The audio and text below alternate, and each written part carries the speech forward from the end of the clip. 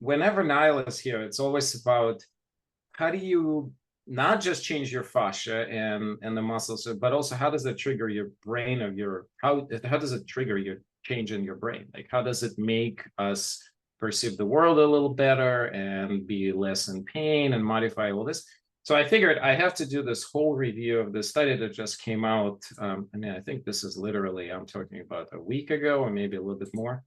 So those of you who've been following Word of Psychedelic probably saw this. Some of you who have not may not have. So what I'll do is I'll just want to spend 5 minutes on this because it is a monumental shift in understanding of how this works.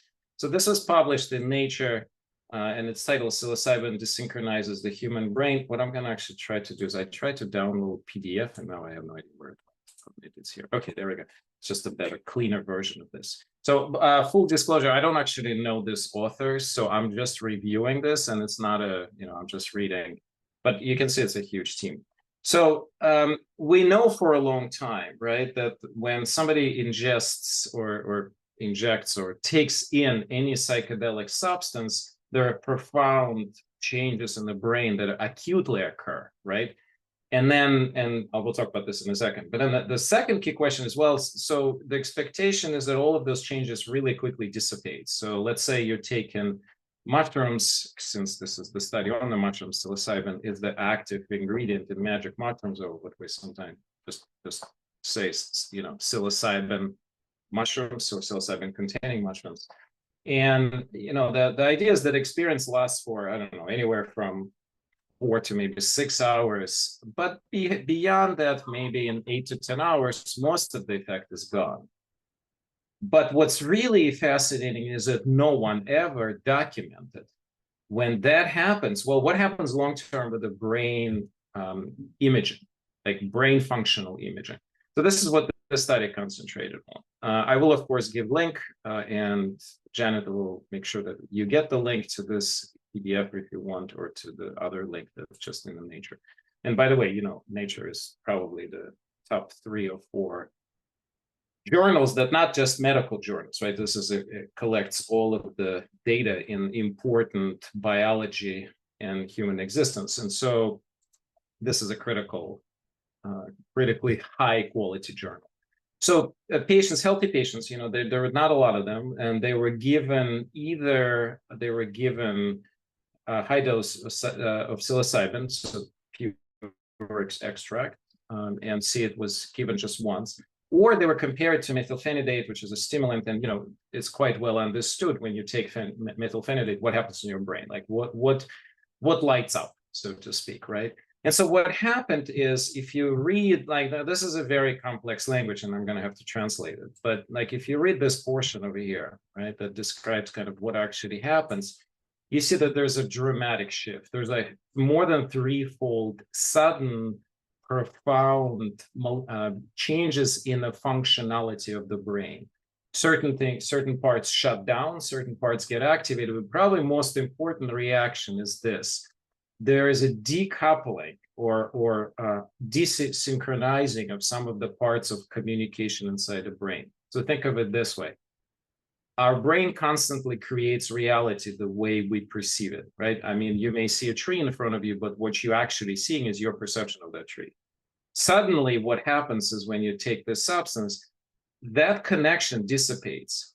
And you're still going to see the tree, but it may not longer be the way you're usually interpreting that tree, right? So people say when they take psychedelics, they're tripping or they're seeing images. But actually, they're not really seeing anything. It's just their brain suddenly is seeing something else. It's decoupling our visual perception from what's out there outside of my window here in the street. There's a guy cutting grass.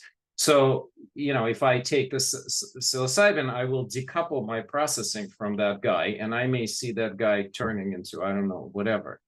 So that's a critical understanding. Now, what's really amazing, and why this study is in Nature, that this affects some of the aspects of this effect perceived beyond 3 months from one single dose, and that's the critical aspect of the study. And I'm not going to spend more time. In fact, I'm going to just stop sharing and talk for another minute.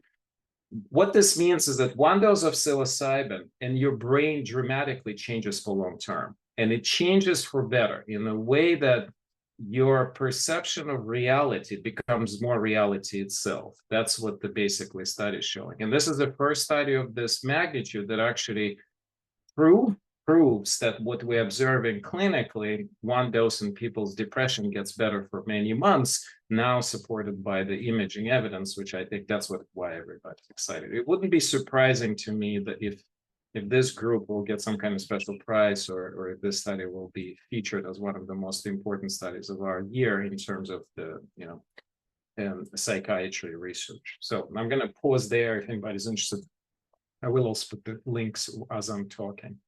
All right, back to COVID for a minute, and then we'll do questions for a couple of minutes.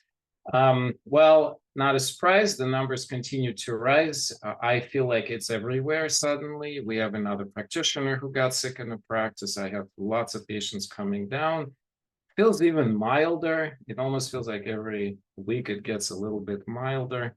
But, keep an eye on what's develops. I now have some people who are planning on traveling, kind of pushing them to get vaccines before they travel, just because, again, don't want to necessarily completely screw up your travel plans. So this may change from what I used to say, right? I used to say, well, wait till the fall when the vaccine gets updated. But if you're really planning on traveling, I think the risk is going to really be high right now. So do think about that. That's all I have. Let's do Q&A. And while you're thinking about Q&A, by all means, I will put the links. So that will help Janet on here. And I will record a longer video, by the way. So this is like a little promo, and I'll post it on the YouTube. What I'll do with the longer video, I'm actually going to walk readers, walk you through the actual study and show details and the pictures, sort of what actually was here. We don't have time to do. All right, quiet group today. I like it. Everybody is processing what I just said. Maybe I said something so crazy that you don't know what to say back. It is that crazy. And when you read the study and you try to now pass through all the anatomy of it, it's not as critical. Okay, because like terms, there's a variety of different terms that may be a little hard to swallow. Like what does this mean? Well, you probably know what hippocampus is. That's where the memory is, quote unquote, stored. You may know word neuroplasticity and things like this, but there are certain parts of the work that they discuss which are very specific, like this default network, which is so default mode network. So don't mind all that. That's a noise in essence, and it's a very important noise. It's really important to know exactly, but you don't need to worry about that. The principle is that we now mapped out longevity of the psychedelic effect on the brain. I'm sure it's going to open up a door to a whole bunch of new studies that are going to be done in some of the similar fashion. And by the way, these were healthy people. So it would be even, of course, the next step could be, okay, well, let's take someone with PTSD or deep depression and see what happens there. Right?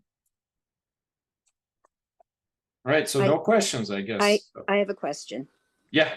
Okay, so the test with the psilocybin was done on, were people depressed who? No, that's what I'm saying. They were healthy individuals. They were healthy individuals, and okay, so and then it changed their brain for, what did you say, up to how long?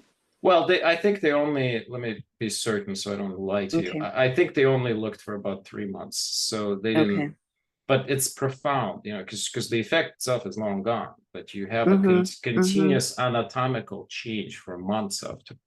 Trying to figure out the exact timing. Okay. It's a complex article, by the way. It's not a sure. Nothing in nature is simple. Right.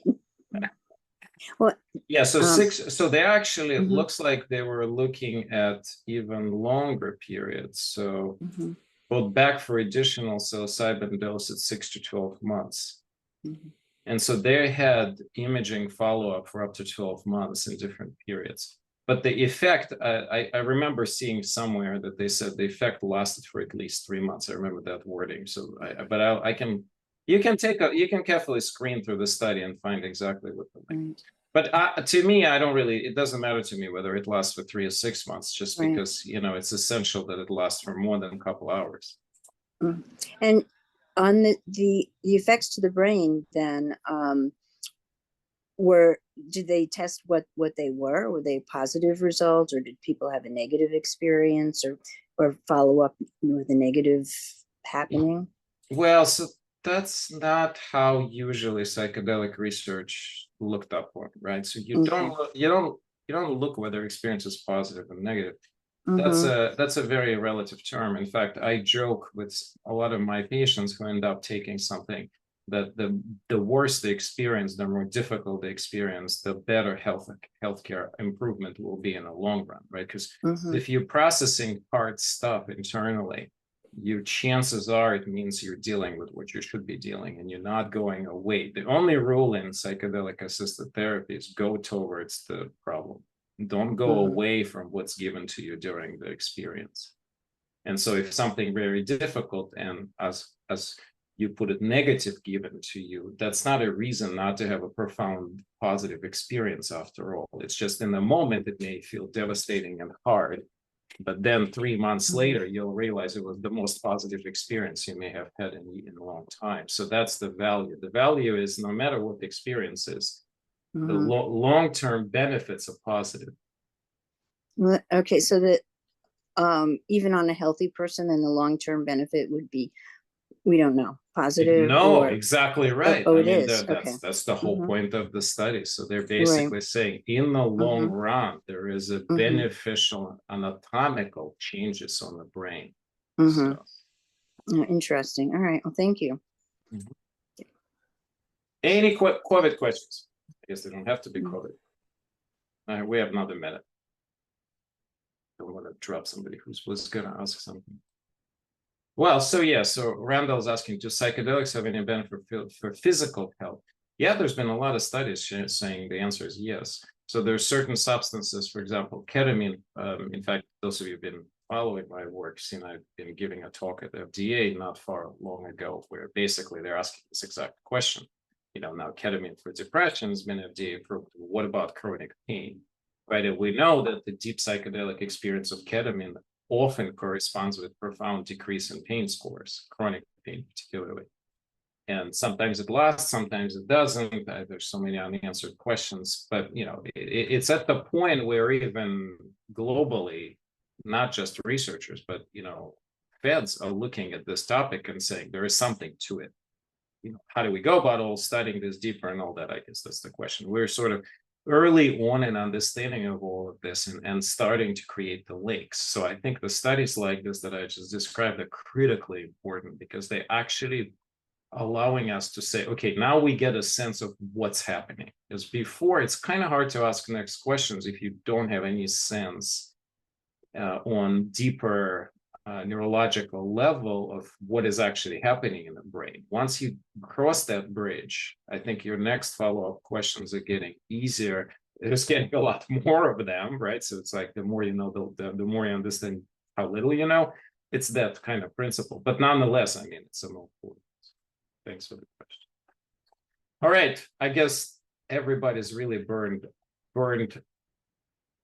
totally burned up and tired out of listening about COVID. I respect that.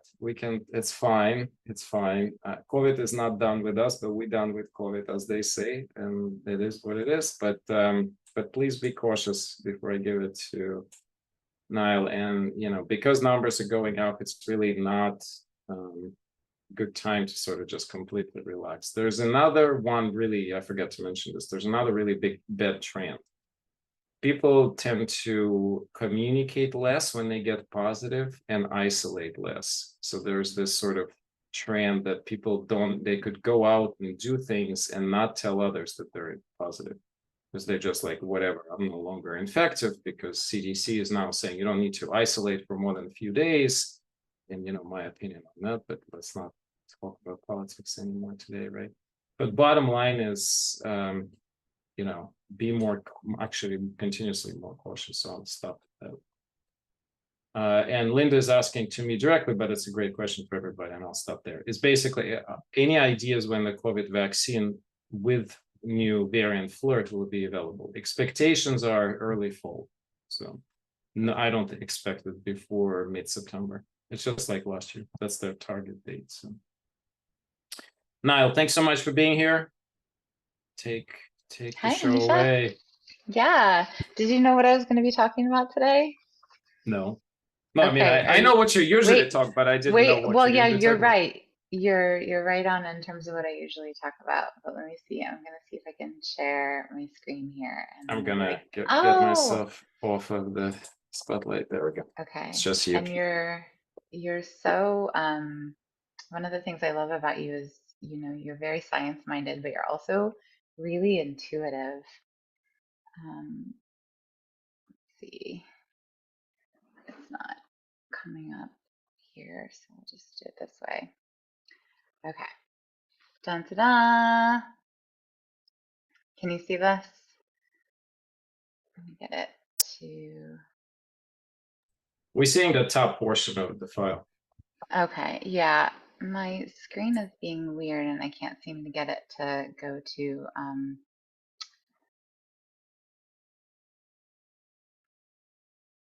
But it's funny how you're talking about slideshow. Here we go. psychotherapy today, and I started with that. That's cool. Yeah, well, so this is the topic today. We're actually talking about the brain. So some of the things that you were talking about, where you were like, oh, you don't need to know neuroplasticity, you don't need to understand the different parts of the brain. I'm actually going to be talking about that specifically today. So I was like, thank you for the segue. I appreciate that. Okay.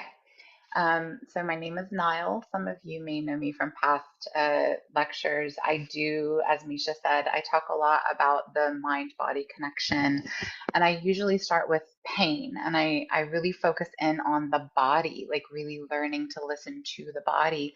But then what does that mean in terms of our emotional experiences? So giving people permission to tie in their physical experiences to emotions. And what I'm going to talk about today is specifically related to trauma and how that shapes our brain and our body. One of the reasons I thought that this was really relevant at this time is a lot of because of what Misha is talking about. Psychedelics is really bringing the brain into the conversation when it comes to trauma and repatterning the brain.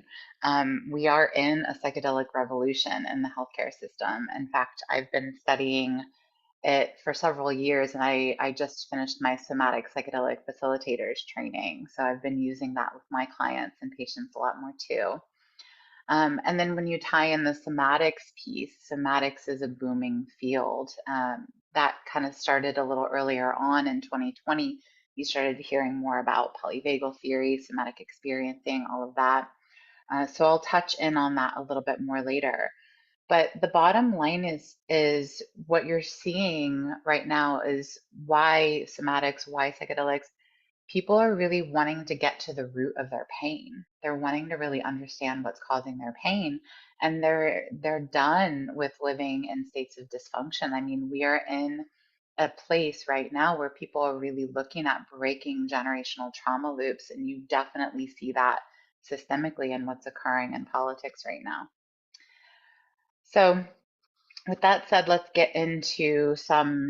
start with definitions of what trauma is, because trauma can look a lot of different ways. And I'll be honest with you, I think sometimes people overuse that term. So to break down trauma definitions, we really want to try to differentiate between different types of trauma because it does matter and it does change how the brain processes information. One of the most common types of trauma is what I refer to as chronic repetitive stress trauma. Sometimes I'll refer to it as lowercase t traumas, but these are traumas that we are exposed to repetitively over a continuous amount of time. And those can be either physical or emotional, or usually a combination of both. So, an example of physical chronic repetitive stress would be sitting at your computer all day with your head hinged forward and typing and straining the carpals. You know, repetitive movements if you're a sports or a sports player or an athlete. Examples of chronic repetitive stress emotionally are things like exposure to an emotionally abusive relationship for a very prolonged period of time. Capital T traumas are those moments in time that leave significant impact. Oftentimes, those are traumas that knock you out of the body, they dissociate you on some level. So, those are things like severe car accidents, deaths. A death of a loved one or a child can be a capital T trauma. Complex PTSD is what that is probably what most of us, most of the people that I work with experience complex PTSD. And with that one, it's usually a combination of chronic repetitive stress and those capital T traumas. And you can't really tell which is which anymore. So it's like they're living in that feedback loop where they're constantly in a state of fight or flight. It's a combination, but it's also there are environmental factors usually or economic factors. So even if you do the work with them to trace back the roots of the trauma, they're still kind of living in a container that is eliciting some low level chronic stress to them as well. And then early developmental trauma. I will be honest with you, this one is probably one of the hardest to work with because the imprinting occurs at a very young age and then it gets not exactly hardwired, but it presents like it's hardwired, meaning that it's not neuroplastic. There's not a lot, it's not soft wired. So hardwired is when you've got, you know, a wire that connects A to B and that's all there is. And soft wired is when there's a wire that connects A to B, but it can also go to C and D. And so there's space and room to create kind of new neuronal pathways. With early developmental trauma, because the brain is the most plastic in childhood or the most susceptible to new learning in childhood, what you learn early on gets imprinted as a kind of relational patterning. So those patterns and habits are kind of harder to work with, not impossible. And I'll talk a little bit about how I work with that later. Okay. So when we experience trauma, what's occurring in the brain? So this is where you're going to get to learn what some of these things are. Okay. So you saw in the study that Misha pulled up hippocampus, and I'm going to talk about what the hippocampus does. And there's two parts of the hippocampus that are relevant as it pertains to trauma. So the amygdala, a lot more people know what the amygdala is now than they did 3, 4 years ago because the amygdala is our fight, flight, freeze, or fawn center. It's our survival response center. So the amygdala detects threat. It's our smoke detector. When it gets activated, it activates the HPA axis, which is what is responsible for increasing cortisol into the body so that it kind of pumps up your muscles so that you can fight or you can flee. And it also deactivates the higher brain centers. So you can't sit there and say, which thing should I do? You just act. The issue is when you're dealing with complex trauma, the amygdala goes into a hyperreactive state. So it kind of stays low level on and it's pumping cortisol in your body at all times, which then becomes overreactive. So when that's happening, then that also has a direct impact on the hippocampus. So the hippocampus is responsible for long-term memory. There are kind of two parts of the hippocampus. The anterior part of the hippocampus is more like the memories that are 2 years or newer, 2 years old or newer. And then there's kind of the back portion of the hippocampus, which stores memory that's older than 2 years. When I talk about the hippocampus, I sometimes will use the analogy of, oh, what's that movie? Inside Out. Has anyone seen Inside Out? Yeah. Do you remember, and this is Inside Out 1, I haven't seen Inside Out 2 yet, so no spoilers, please. But in Inside Out 1, there's that commercial with the triple dent gum. Triple dent gum. Do, do, do, do. And it's the guys working in the brain just sending that commercial back up to the front of the brain over and over. So that's the hippocampus. They're walking around in the hippocampus basically. And all of those storage centers is the front of the hippocampus. And then when you get to those deep memory banks, that's the back of the hippocampus. And sometimes you'll get like a flash of something from the back of the hippocampus that'll come forward, but those memories are 2 years or older. But what happens with the trauma brain is when the amygdala stays in that kind of hyper aroused state, then it's not sending signal, it's not banking any of the memories to the hippocampus. And then over time, the hippocampus isn't banking older memories, it's keeping those moments in time where the trauma occurred on a feedback loop.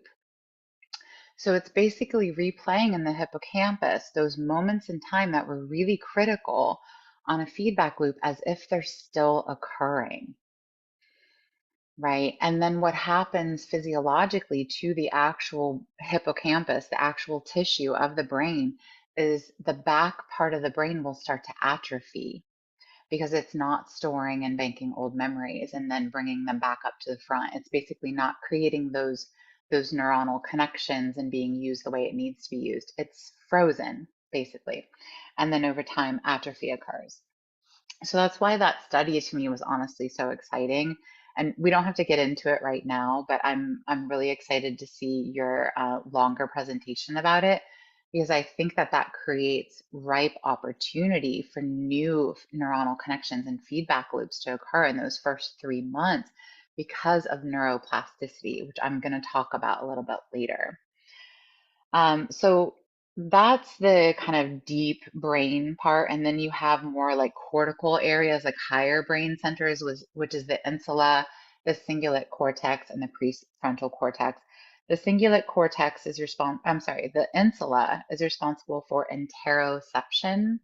Why that's really important is because of what I'm going to talk about later. So interoception is the ability to feel what's happening inside of your body. It allows us to be aware of those kind of internal states. It's our felt sense, basically. And when there's trauma, the insula becomes underreactive and we're no longer able to feel what's occurring inside of our body. That's when people refer to dissociation, that's usually what they're talking about. However, sometimes the opposite can happen, and we don't talk about this enough, I think, in trauma spaces. The insula can become hyperreactive, meaning you can feel everything. So it's like your body is on constant high alert inside, and it kind of feels like pain, honestly. Those are what I refer to as my highly sensitive folks, the ones who the insula is hyper responsive. The cingulate cortex is responsible for self-regulation and emotional regulation. More specifically, the anterior portion. So this is where we manage our conflict usually. And when there's been trauma, it becomes underreactive. So folks can kind of present like dysthymic, like they're just low level, like sadness in Inside Out, right? So kind of just that the term is dysthymic. And then the prefrontal cortex is responsible for our rational thought. That's the part that's not fully formed in teenagers. So when you have the trauma brain, that part becomes underreactive. And what you end up with is that's where you have difficulty kind of relating, and you'll go into all or nothing thinking, like you can't really have that rational brain anymore. And then in terms of what occurs in the body, we end up with trigger points, spasms, organ dysfunction, sensory sensitivity, or hypoarousal, which is so you're either overly sensitive or undersensitive. And again, that is because of that brain will go in one of two directions. And then loss of balance and proprioception. So the reason this occurs is because there's an whenever there's an abnormal stress or repetitive stress, it will cause an overexcitation of the nerves. And then those nerves that are responsible for facilitating a muscle contraction, it will just start to cause that muscle contraction to stay in a state of excitation. which will eventually lead to spasming.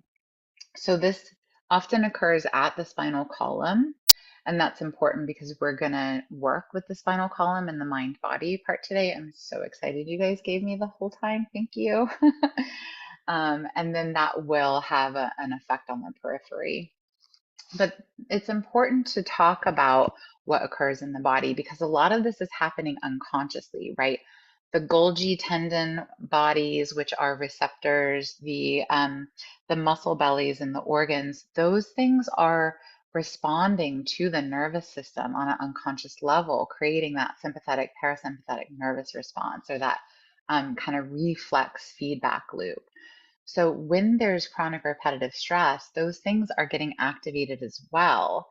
And the reason it's important to talk about that stuff is because how do we then approach it from through a trauma lens from a therapy perspective?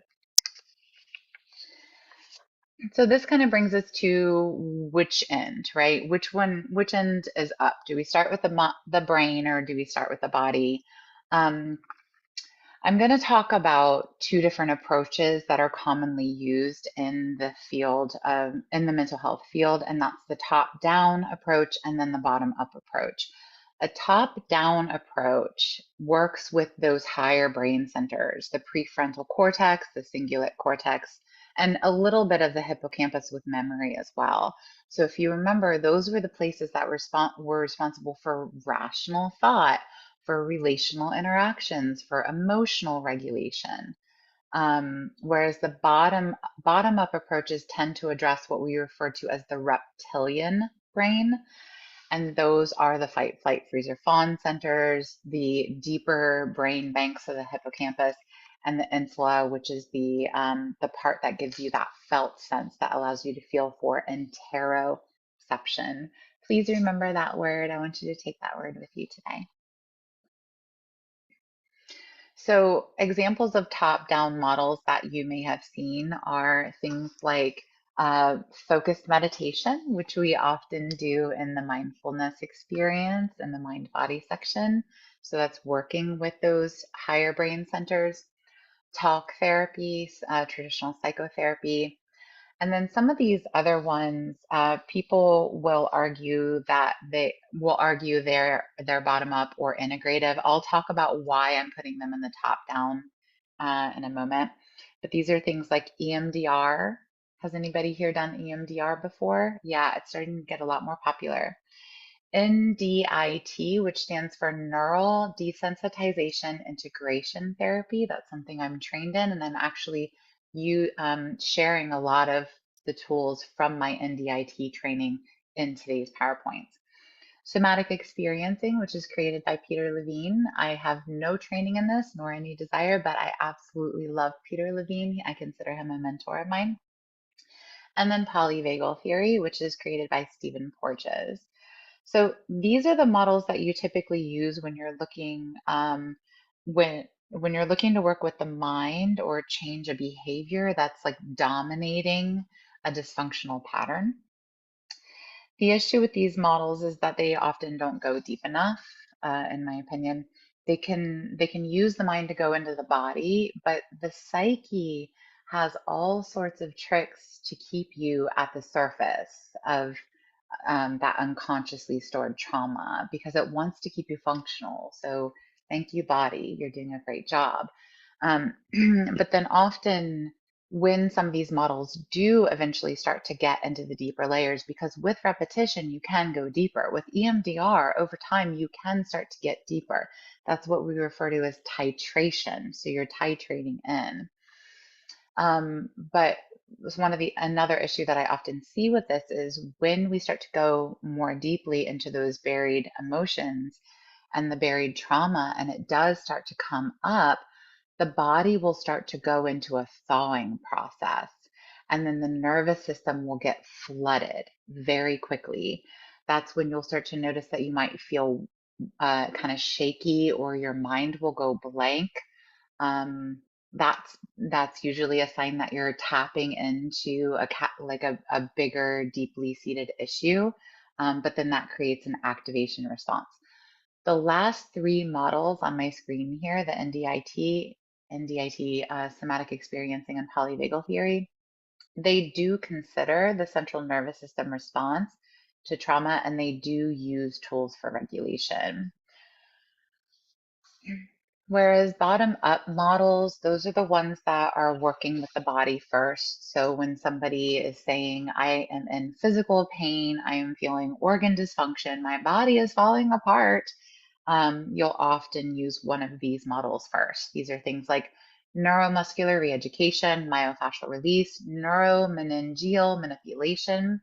That's manipulating the nerves at the spine. Core synchronism, visceral manipulation, positional release techniques, acupuncture, yoga, qigong, and diaphragmatic breathing. I am trained in all of these modalities except for acupuncture, yoga, and qigong. The issue with a lot of these modalities is that when you start to apply them, and this is what I found in my clinic, in my clinical research, when you start to apply these models or these methods and you're just addressing the body dysfunction first, they will bring up unresolved emotion and memories. And you will also still have that autonomic nervous system response, specifically the sympathetic nervous system, which will go into overdrive and cause that shakiness. And it will often create states of agitation and re-traumatization. In the first 5 to 7 years, maybe almost 10 years of my career, this was occurring with my clients, and it was also occurring within me where I would go into states of re-traumatization, and then I wouldn't be able to integrate anything that was coming up. So this is why integrative models are really important. And the mind-body exercise that we're going to do is going to be focused on the integrative model, specifically the third one. So some examples of integrative models are sensory motor, sensory integration, and psyche-soma integration. As I said before, some people consider some of the NDIT, the EMDR, the somatic experiencing, and the polyvagal theory integrative models. So if you're doing those or you are a practitioner who does those and you're watching this, please know I see you. I still consider them top down though, because they start with the mind and they go into the body. Therefore, often they don't go deep enough unless you're rinsing and repeating. So last little thing I'll share before we get into the mind-body piece is just rules for neuroplasticity. So I promised that I would talk about neuroplasticity, and Misha mentioned it as well. These are the 6 principles of neuroplasticity, neurons that fire together wire together. This is considered the Hebb's rule. It was created in 1949. Use it or lose it. You have to activate a network to change it. Your attention is the network you're in. And this is often where I run into the most issue when I'm doing my work is if we are not then going back and repatterning over and over and over through repetition, the brain will focus on what it already knows. So it's very difficult to create, to redirect attention. And that's why, again, the psychedelic research is so exciting because you can do it in a shorter period of time. So that creates what's known as habituation. Repetition over time creates where your attention will go, it will shift. State to trait. Repetition and effort promotes brain change. That's what I was just saying. Brain change is active, not passive. Okay. So I'm going to pause here for a second and just see if there are any questions before I go into the mind-body exercise. Okay. How do we find PTSD practitioners? Are they difficult to find? Well, I am one of them. PTSD practitioners, so what I hope that your takeaway from today can be is that what you're looking for more specifically are practitioners who are working with an integrative approach. So I'll go back to the previous slide here. Sensory motor therapy is an integrative approach. There are plenty of psychotherapists in the DMV who are certified sensory motor therapists. Sensory integration tends to be something that's done more with children, though there are therapists who are trained to work with adults with sensory integration. The Psyche-Soma integration model is something that I'm going to get into with you next. And this, in my opinion, does go deeper into PTSD. There are also several practitioners right now who are working with ketamine and doing beautiful things with PTSD. And I hope beyond hope that eventually we can start to add some other psychedelics to that as well, but we're just not there yet. But the research behind what's happening with MDMA, psilocybin, and with ketamine has been outstanding. So, I know that Misha can guide you towards some ketamine therapists as well. Same question. Okay, how do we find you and how do we find others? Um, so you will have my contact info at the end of this today. My website is blueniletherapy.com. And you can reach out to me and we can talk a little bit more about what your specific needs are. But I hear you. The need is great. I actually have an apprenticeship program specifically for this reason. We need more practitioners who are trained to work with the mind-body connection and not just one or the other.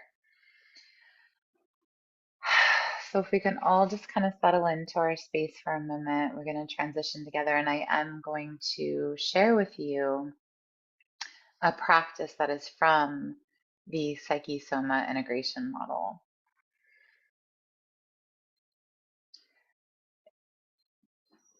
The Psyche-Soma integration model is a model that I've created. So Misha said when I come on here, I talk about the body, I talk about the mind. Well, now there's a word for it.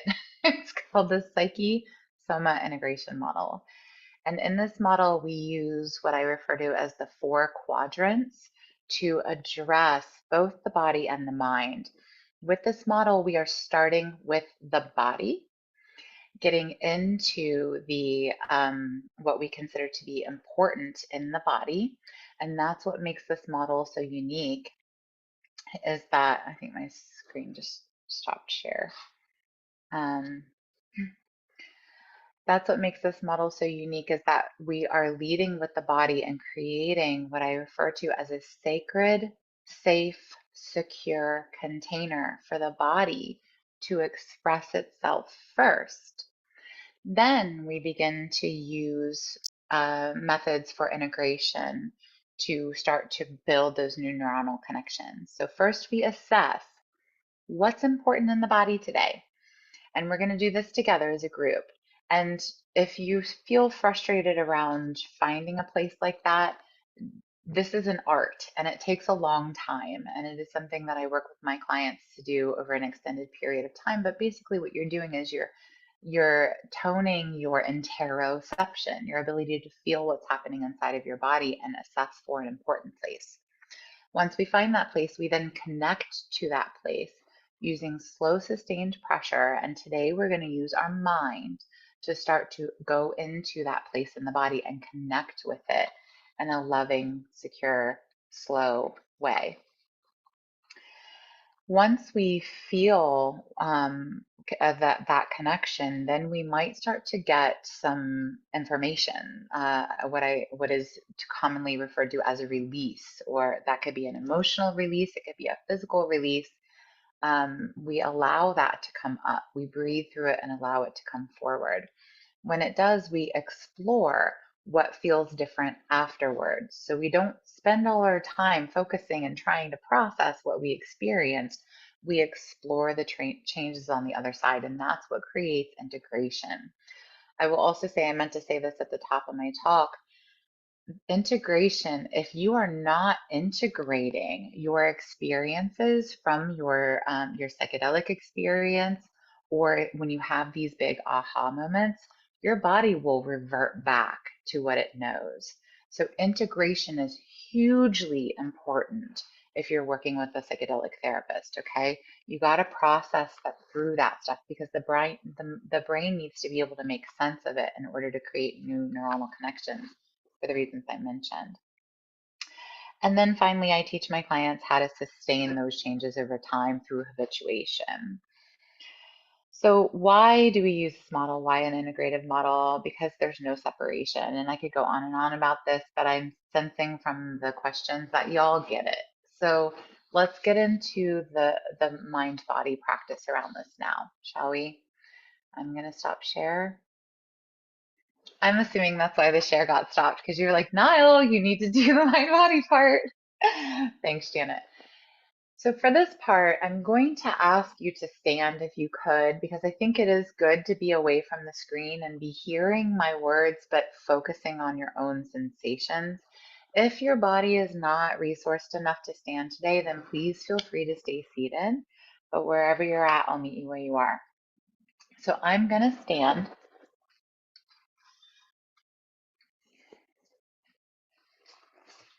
Move my screen back a little.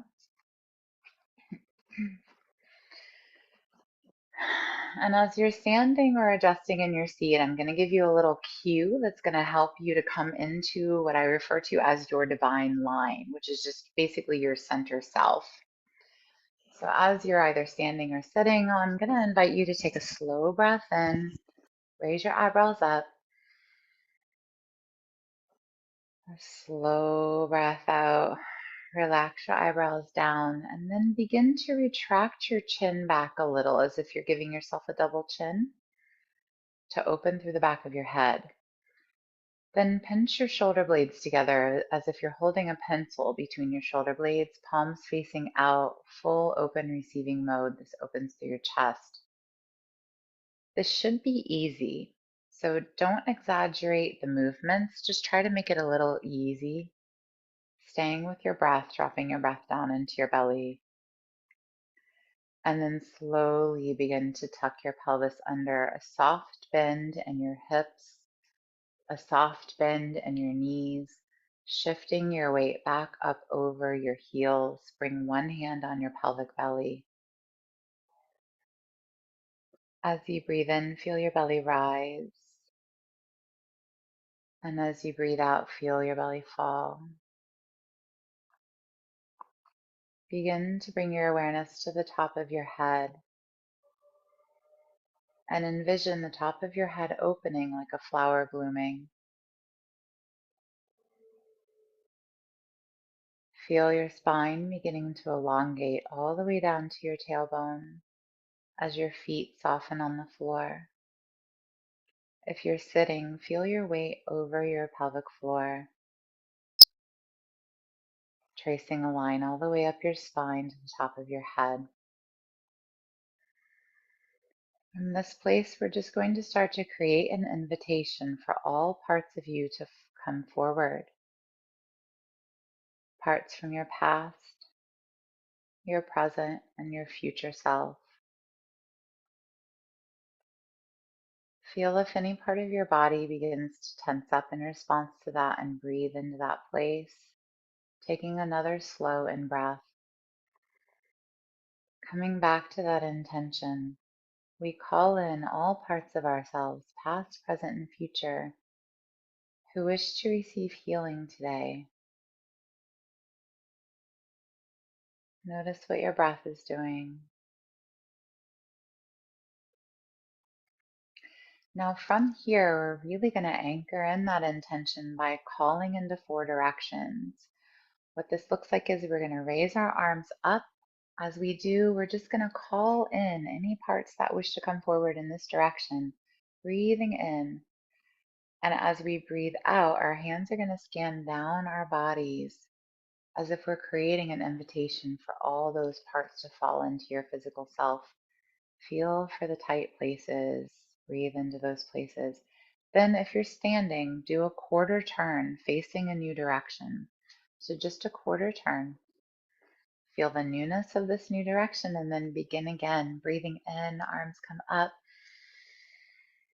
What can you feel in your field just outside of your body? And as you breathe out, what do you feel in your body? Where do you feel tight? Where can you bring more energy into those places now? And then do another slow quarter turn. Feeling the newness of this new direction begin again, as if you're collecting clouds, calling in all parts of you. It's okay to come forward. And as you breathe out, your hands scan down your body again. Don't forget your back. Feel back and front, left and right, above and below. And then the final quarter turn, if you're standing, and if you're sitting, you can just raise your arms up again. As you breathe in, feel the newness of this new direction. As you breathe out, scan your body, asking, where can I bring more energy into those places? Inviting the energy in. Now, as we come forward, I'm going to guide you through a little bit of a spinal movement to wake up the spine. As I had mentioned, the spine, the nervous system affects the periphery. So if you're standing or sitting, you can do this. Drop your chin to your chest. Feel the tension in the back of your head. And then your head is going to slowly turtle forward and then come up.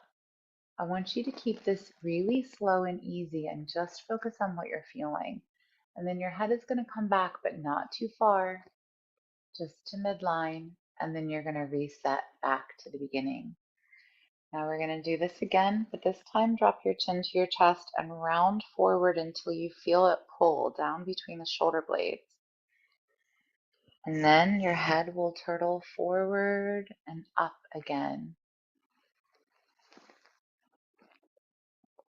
Waking up the spine. We're going to do this 2 more times, each time going down a little further. When you come up and back, only go back as far as your body will allow. Do not push it.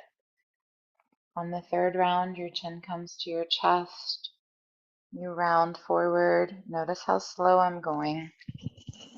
And you're going to keep going until you feel this all the way down in your sacrum. Breathe into your sacrum. Where can you let go through your butt a little bit? As your head starts to turtle forward and up, recruiting from the core. Taking a slow breath into your face. On this last one, scan for places that feel tight or tender. So you're going to drop your head, keep rounding. But now I want you to also scan for where in my body feels important today. Maybe this is an old injury you've been working with. Maybe this is a place that you have been working with a doctor to try to understand what's going on there. I'm going to ask for all parts of us to now help us find a place like that. You can stop the movement and then just place your hand in a place that's either talking right now, meaning there's sensation there, there's pain there, there's an activation occurring, or a place that has been chronic for you in the past. Take a slow breath in, raise your eyebrows up. A slow breath out. Let this be easy. Let the answer come to you. If you find yourself trying to figure it out, that's your sign to take a breath and sit back over your center again. Maybe ask your higher self, where in my body feels important today? And then once you find that place, place your hand there now. Feel the warmth and the pressure of your hand. And I'm going to ask you to now keep your hand there, but come sit down. And if this is in your body to do, you're also welcome to just lie down. Find a place that feels comfortable and supportive, staying with the energy of that place you found in your body, keeping your hand there. Please make yourself comfortable. As you begin to make yourself comfortable, ask the question, where can I let go in my body today? while still recruiting strength for support. Drop all your awareness into the warmth and the pressure of that hand. Begin to get curious about what's under there. Feel the bones, the muscles, the nearby organ. As you breathe into that place, maybe you'll notice a new connection starting to arise. A subtle sensation wanting to move through. Breathe into that connection.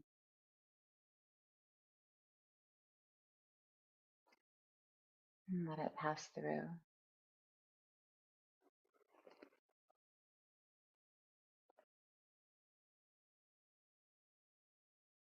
When your mind begins to wander, when you feel an emotion or a release, we say thank you, we release it, and we come back to the warmth and the pressure of our hand.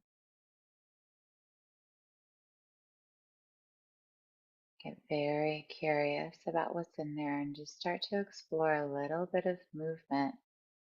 Maybe you're starting to notice that place in the body is waking up, it's connecting somewhere else. Stay with the sensation.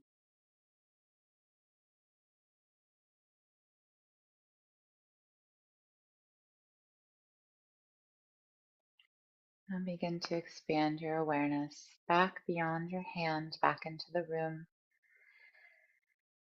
We could stay with this longer, but for sake of time, we'll close out the practice today.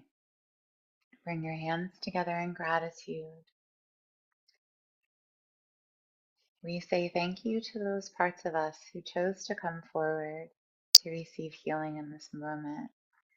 Thank you to our bodies for speaking up and revealing to us the parts that are meant to be worked with today. Thank you to any ancestors, any guides who came forward to aid and support in the clearing that occurred. Thank you, thank you, thank you.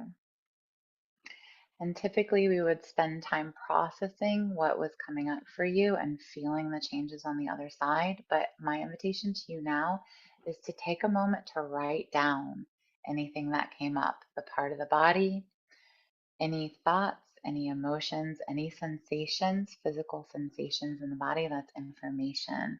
And in the Psyche-Soma model, we would process that and explore what's on the other side. Thank you so much. There are a couple of questions. I don't know if you want Yeah, to can you try give a to take specific them. example of beautiful things you mentioned that can help to address someone's PTSD? What kind of change happens? Well, healthy relationships for one. I don't know if that was the question you were asking, Catherine. You're free to unmute yourself if that's not what you meant.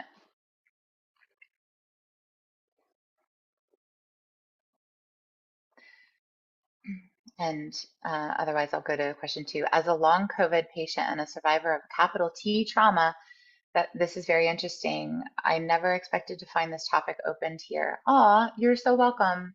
By the way, every part of the body holds specific trauma and emotion because the body parts do something and that correlates with the emotion. So, yeah, and I have talked about this in the past and I can again, but what I really wanted to say is like your body makes sense and it's trying to talk to you. And so in the Psyche-Soma model, we decode all of that.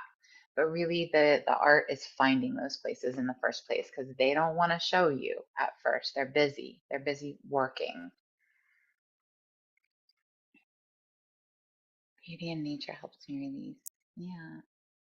Okay. All right. Thank you, everyone. Thank you, Nyle, so much. And who is the friend in the back who was very passionately taking care of hygiene still? Whatever a little self-care. When my table comes out, she knows what's up. She's like, "Oh, energy bubble." And yeah, her name's Luna. Luna. They're always attractive to energies, the cats. They're like the Latmus paper. Well, it's so wonderful having you here. I hope we'll see you at some point again. Everybody, it's a beautiful weather. Enjoy the weekend. Janet, what do we have for next Friday? It's all you, my friend. It's all me, my friend. Okay, fine. Unless I can find somebody to slip in, it's going to be you. Okay, they'll be fine. But Okay. My suggestion is maybe you and Ashley can give a long COVID talk. Yeah. She's available. I think that would be probably, because I think it would be good. Yeah, because you mentioned it either a week or 2 weeks ago. Yeah, let me find out what her schedule is. All right, bye everybody.